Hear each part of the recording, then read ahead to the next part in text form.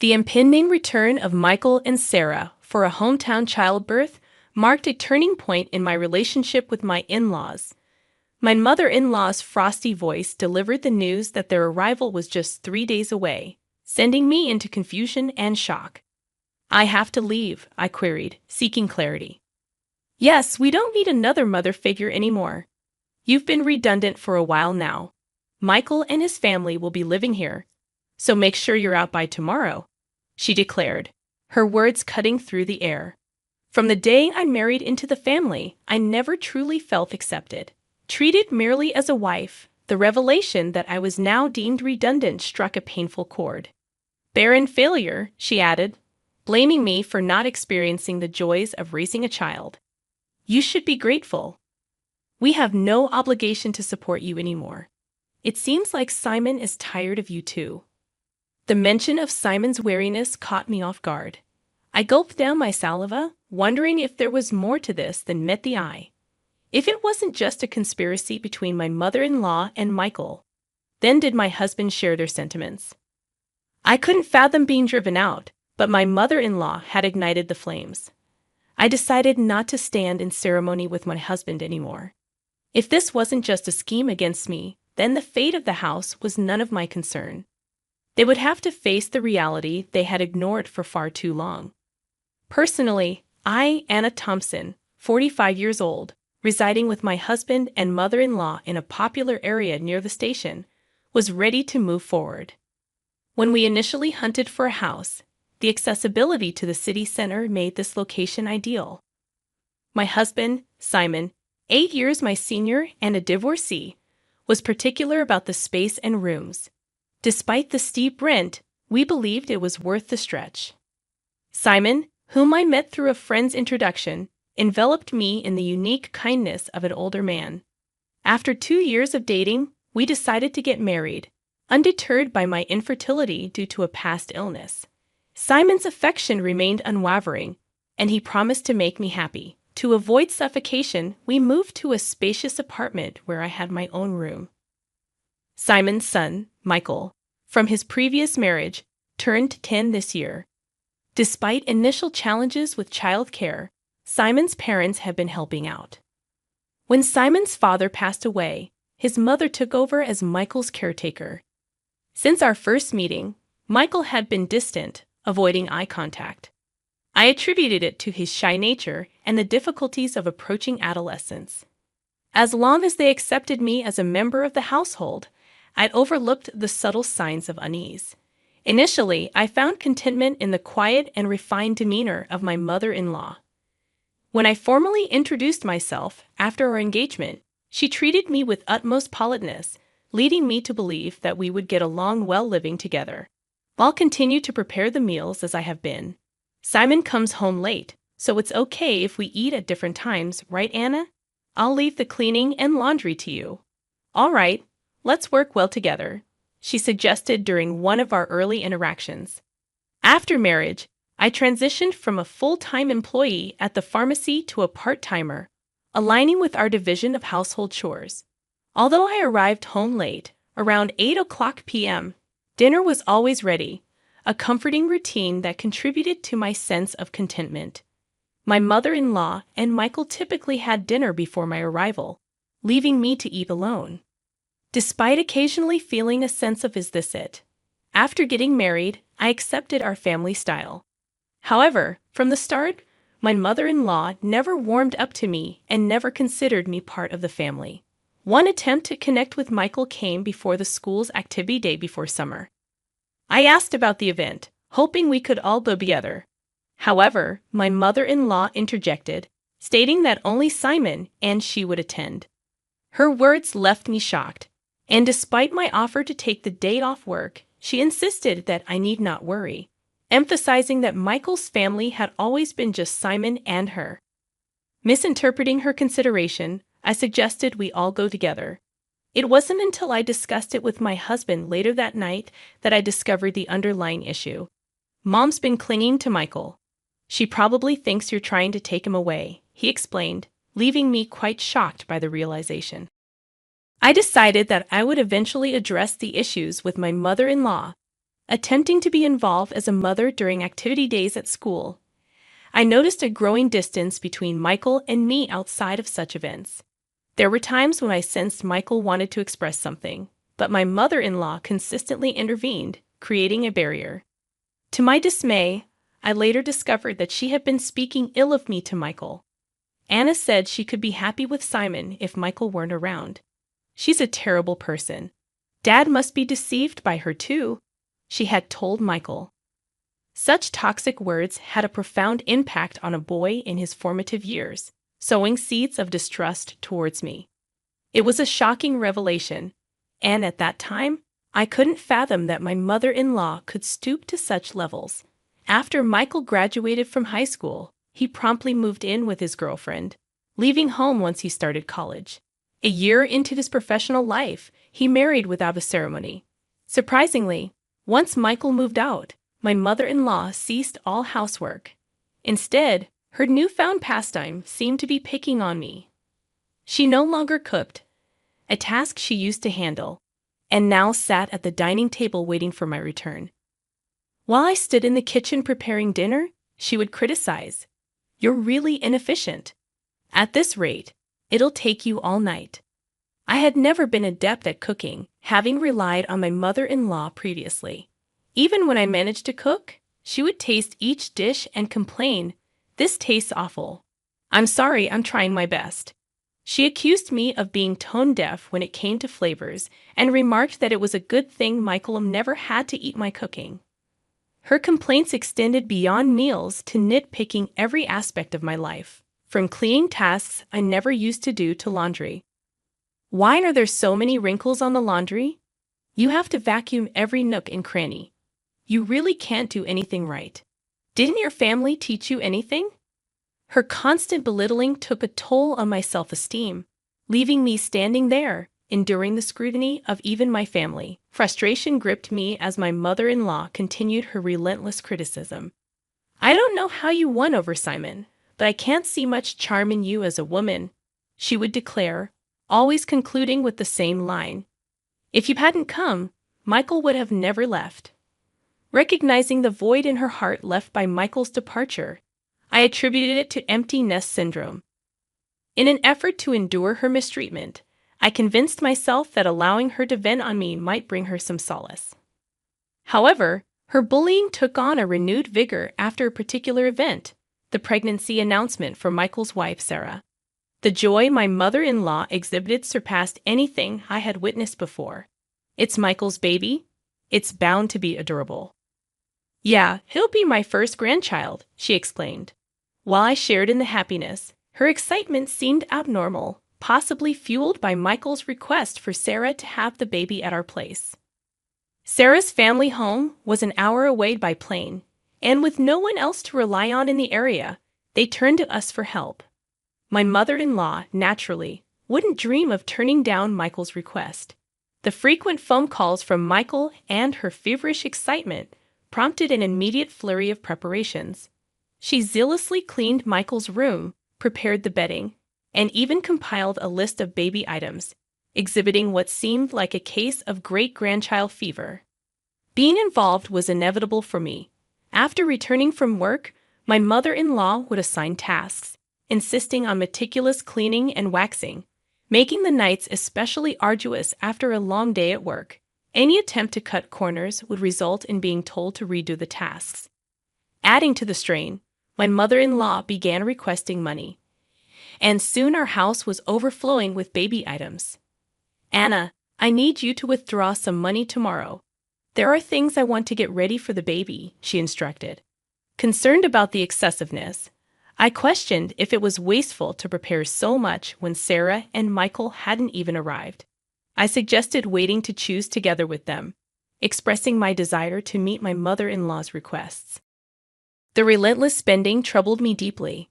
"How can you be so cold? It's Simon's grandchild," my mother-in-law accused. I attempted to explain my concerns about the excessive purchases, emphasizing that I thought Sarah might want to choose things for her child herself. However, my mother-in-law's response was cutting. "That's right. You're not related to Michael by blood. You don't care, do you?" she declared, casting doubt on my intentions. Desperate to convey that it wasn't true, I pleaded, "Please don't say that. I just thought Sarah might want to pick things out herself. Wouldn't you want to choose things for your own child?" My attempt to reason only earned me a sharp glare from my mother-in-law, leaving me with a sense that I had gone too far. The next morning, my mother-in-law remained in her room, possibly still upset. Simon, preparing for a 3-day business trip, called out to her, urging me not to dampen her enthusiasm for the great-grandchild. He acknowledged that he shared my worry, but seemed dissatisfied when I expressed concerns about their spending. "Are you saying my earnings are too low?" Simon retorted, his mood turning sour. Frustrated, he left with a dissatisfied look, leaving discussions about money hanging in the air. As the one managing our finances, I couldn't help but think ahead, especially considering our shared property and our financial situation. Married for 13 years, Simon had provided us with a comfortable life, emphasizing that my part-time income was for my personal enjoyment. Over the last 5 years, however, his company's performance had declined, resulting in a significant reduction in his salary. Uncertain about the company's future, Simon seemed unwilling to change jobs, maintaining his position as a department head for appearances in front of my mother-in-law. Currently, I covered the rent, while Simon contributed to living expenses. To save face, we kept this financial situation from my mother-in-law. Recognizing the need to apologize, I left work early that day. Upon my return home, I found her sitting at the dining table waiting. "I'm sorry about yesterday. I went too far," I apologized, seeking to mend the strained relationship. However, my mother-in-law didn't respond. Instead, she blindsided me with something else. "Since Michael and Sarah are coming back for a hometown childbirth, please get out," she stated in a chilly voice. The return of the eldest son and his wife was scheduled in 3 days. Confused and stunned, I asked, "Me? I have to leave." Her cold response confirmed the unwelcome news. "Yes, we don't need another mother figure anymore. You've been redundant for a while now. Michael and his family will be living here, so make sure you're out by tomorrow," she continued. The realization hit me hard. I was never truly accepted as part of the family since the day I got married. I had been treated as a wife thus far, but now I was being forced out. The cruel words intensified, blaming me for being a barren failure and insinuating that Simon was tired of me as well. The mention of Simon possibly getting along with a new girlfriend left me shocked and questioning the distance that had grown in our relationship. Gulping down my saliva, I considered the possibility of falling into a trap, recalling that my husband hadn't had overnight business trips until a year ago. Attempting to maintain composure, I decided to eat out that night and left the house, walking aimlessly to calm my severely shaken heart. Worried about my husband, I tried calling his cell phone despite my mother-in-law's words, but he didn't answer. Calling his office revealed that he had taken a couple of days off. Adding weight to my mother-in-law's words, bad thoughts began to overwhelm me, and tears streamed down my face as I staggered along. Noticing a tavern behind the station, a place we used to frequent when we first moved there, I went inside. The tavern owner's expression clouded momentarily when he saw me, but then he nodded slightly in recognition. Feeling a sense of relief, I greeted him. "Hey, long time no see. It's been about 8 years. I used to come here a lot with my husband." The owner, a man of few words, responded with a simple acknowledgement, and I couldn't help but smile, finding comfort in the familiar surroundings. "Can I get a beer and a mixed plate of grilled chicken, please?"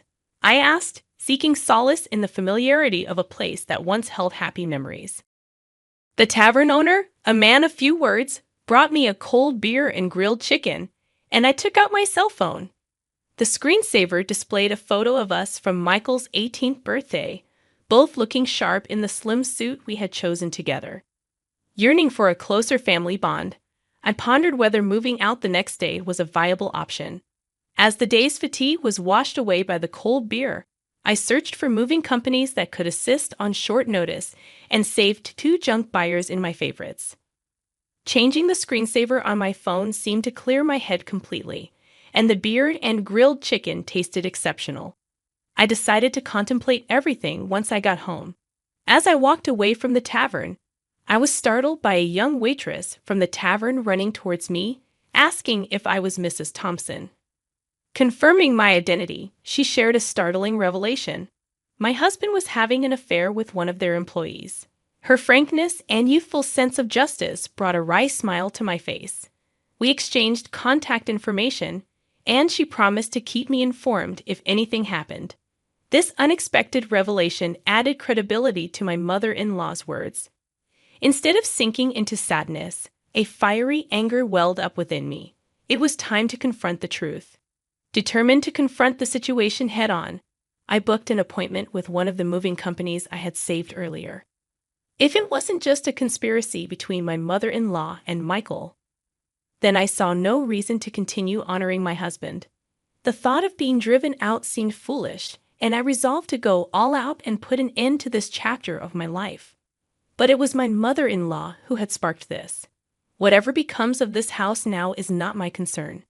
When I got home, I packed my belongings until midnight without hesitation. The moving company I had booked for exactly 2:00 p.m. arrived on time. I'm moving out today. The movers are coming, so I'll take everything I bought with me. I wish you could erase even the trace that you were here, I said, clearing out all the furniture and appliances, everything I had paid for with my part-time job money, besides the rent and living expenses. Watching the procession of my belongings being taken out, my mother-in-law started to panic. Wait, Anna, what are you doing? If you take all this, how will we live? To leave no trace behind. I'm taking everything I bought. You can start a completely new life tomorrow, I replied, ignoring her protests. She complained loudly to the movers, but there was nothing she could do. All that was left in the house were piles of baby gear and her old dresser from before the marriage. Well then, I bid you farewell. There should be no trace of me left. So enjoy your life with Simon, Michael, and his family, I declared, leaving her sitting there stunned. I placed the keys on the table and walked out. I had the movers hold on to my things for a while, and I decided to stay with a single colleague for some time. Feeling a sense of completion, I slept soundly that night. It was a week later when I finally heard from my husband. Wonder if he was scheming with that other woman. While my husband was dragging his feet, I got a call from the young woman at the tavern. Got a good shot, so I'll send it to you. In it was a photo of my husband chatting up a not-so-young woman at the tavern. Maybe out of a sense of justice, the young woman must have followed them after they closed. There was also a photo attached of the two entering a hotel. Even in such times, the cheating continued and any last bit of affection I had for my husband dissipated. I asked for the woman's name and had her address looked up. The next day, after I had all the evidence of the affair, my husband called. Anna, where are you at? Michael and his family are here too. Aren't you going to come home soon? No, I'm not coming back. Your mom told me to leave. I'm done here. Michael and his family are going to live with you now, right? I knew it. Michael and his family are out of money and looking to crash at our place. I heard that after graduating from a vocational school, they'd been hopping from job to job, and now they're working part-time. No, I want you back, Anna. I went to the pharmacy, and they said you're off for a bit. Got a place to crash. Yeah, I'm fine, so don't worry about me. Your mom and Michael didn't like me, right? I reckon they're happy to have the place to themselves without me around. My snide comment left my husband speechless. He knew his mother and Michael never accepted me as family, but pretended not to see it. Well, all right. I have something to say, so I'll come back there once. Yes, for the sake of my future. I need to finish this last chapter, my husband replied with a relieved plea in his voice. Days later, I went back to the house for the first time in a long while. There were some new pieces of furniture and appliances inside. When Michael and Sarah saw me, they just nodded from their seats on the sofa without getting up. As I took a seat, my mother-in-law glared at me with a scary look on her face. The atmosphere was tense. Just as I thought to get things done and leave quickly, Michael spoke up. What are you doing here? You took everything from the house. What kind of monster does that? Dad's been supporting you, and you've had it easy. I took everything because I paid for it. I wanted to remove all traces of me, just as you wanted, right? But that's crazy. There's no way you could afford all that just working part-time at the pharmacy. My husband finally chimed in. When I glanced at him, he started talking as if he resigned himself. We've been getting by on what Anna and I both make for a little while now. Then the stuff you took should be both yours, my husband admitted. Instead of my speechless husband, I decided to speak up. Simon's company has been doing poorly, and his salary plummeted. That's why, for the past 5 years, I've been covering what's missing. But that wasn't enough, and now I'm the one paying our rent. My mother-in-law looked at my husband with surprise. I'm not just a part-timer. I'm a part-time pharmacist, and the pay is quite good. I'm making more than Simon now. At my words, my husband awkwardly looked away, and my mother-in-law's eyes were frantically shifting between my husband and me. From now on, Michael, you'll be paying the rent. You're going to live here, right? After all the help your grandma's given, it's time for you to take care of her. Michael looked at me with a shocked expression when I dropped the news. Rent? How much is it? He asked. It's $5,600. Good luck. Since it seems my role as a mother is over, I don't have an obligation to take care of you anymore.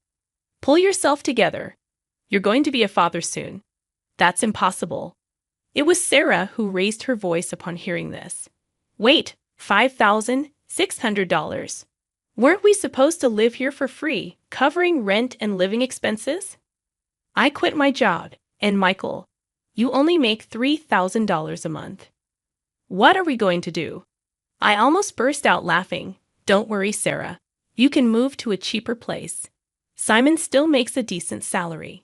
Hearing this, Sarah's face relaxed a bit. Oh, since I'll be leaving you? Simon's life might still get tough with your mistress, huh? At that, Sarah finally broke down in tears. It was my husband who panicked. What? What are you talking about? Oh, your mother told me about the new woman. I guess it's time to end my role as a wife, too. That's got to be a lie. For Mom, you're the only one for me. He must think there's no evidence. Indeed, it hasn't even been 10 days since I left the house. Wouldn't that hurt Mary if she heard you? Well, I'll get in touch about that later. At the mention of Mary's name, my husband jolted, realizing that I knew everything. He held his head and sighed. This is not the atmosphere to write a divorce paper. Well then, I'll be going now. Please talk to me further through a lawyer. Neither my husband Simon nor Michael said anything more, staying silent as I grabbed my bag and stood up. My mother-in-law stood up simultaneously, slamming her hands on the table. She yelled with a voice too strong for an elderly woman. What the hell? It's all your fault. Our home is in shambles. I was instantly irritated. It was you who told me to leave. It was you who said Simon had another woman. And you interfered with my relationship with Michael. Everything was you. I felt the surge of heat in my chest. I regretted not being more assertive with my relationship with Michael, not holding back because of my mother-in-law. Michael has nothing to do with this. It's time for you to step up, Simon. He's going through a hard time, and you should support him as his wife. Take responsibility as a family member. What is she even talking about? If she hadn't called Michael back home, if she hadn't hinted at Simon's affair, I would still happily support Simon and this home I always believed in and supported. Simon doesn't need any roles anymore. There's no going back. Then, looking firmly into my mother-in-law's eyes, I slowly said, I was never really accepted as a family member from the start, so I can't take responsibility as one. My mother-in-law's lips tightened into a line, and she was trembling. I slipped past the silent mother-in-law and quickly left the room. Afterward, Simon agreed to the divorce rather easily. It seems my determination was strong, and he couldn't counter the evidence of the affair. Shortly after, it seemed like they started the process of moving out of the apartment. In the end, Michael and Sarah went back to their apartment and never lived with my mother-in-law. Simon seems to be considering remarriage, But Mary was furious over the alimony and his request for her to live with his mother. I've heard they're considering whether to place my mother-in-law in a care facility. After all the love she poured into her son and grandson, it's somewhat sad to think they're ready to abandon her now. Perhaps she's served her purpose too. If my mother-in-law had said nothing back then, and it had just been a simple trip home for childbirth, maybe we would still be living together. After the divorce, Michael sent me an apology letter. He wrote about how, as a child, he really wanted to be more spoiled, how he couldn't talk to me because his grandma disliked it, and how happy he was when I attended school events. Maybe I should have reached out more. Perhaps then we could have built a different relationship. Even though our relationship has ended, I quietly pray for Michael's happiness in life. I've returned to work as a pharmacist and quickly rented an apartment close to my workplace. I don't feel good about keeping the furniture and appliances I took with me, so I had them all picked up and disposed of by a junk removal service. Life without my mother-in-law's harassment is peaceful and comfortable. For a while, I want to live for my own happiness, not someone else's.